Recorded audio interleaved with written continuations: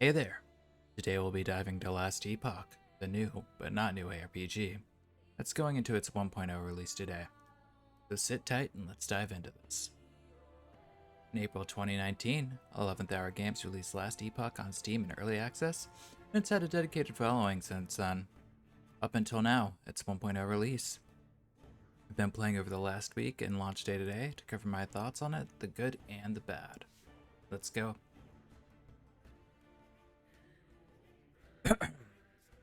Now listen up, class. To play this game, you'll need to spend at least 6 years of postgrad getting a PhD in Path of...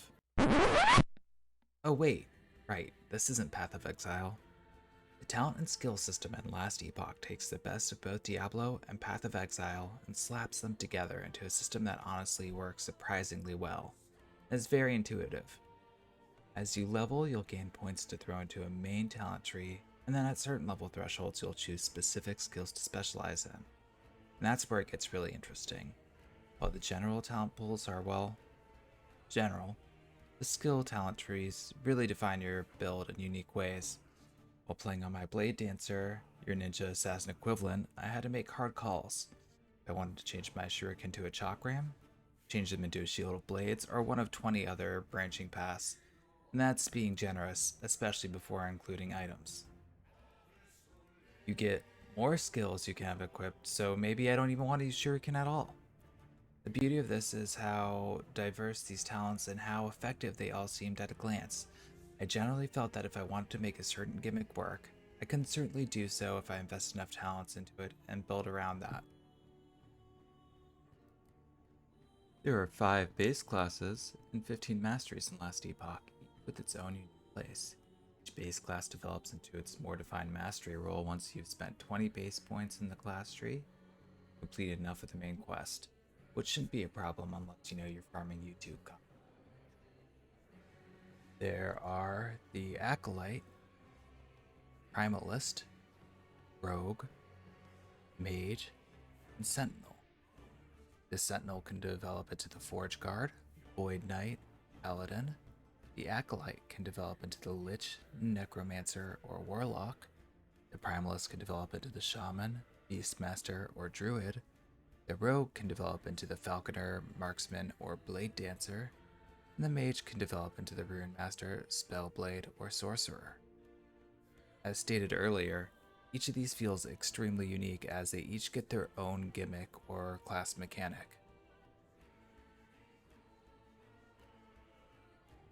I need to add this section by saying that I haven't played with the items and crafting system as much as I could have. There's a lot to dive into with the Last Epoch's item and crafting system, but not so much that it's overwhelming. The tooltips made it fairly easy to understand, and I found myself doing it with ease after I looked at the menu. There are interesting ways that your crafting system can influence its results with scrolls and shards.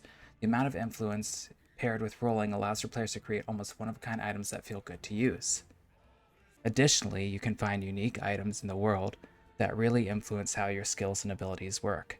I had originally intended to do a 1000k Shadow Shuriken Naruto Uzumaki clone build, but I found an item that changed my acid flask into an ice flask and decided to go Falconer instead of Blade Dancer, and now I'm dropping tactical nukes with my bird.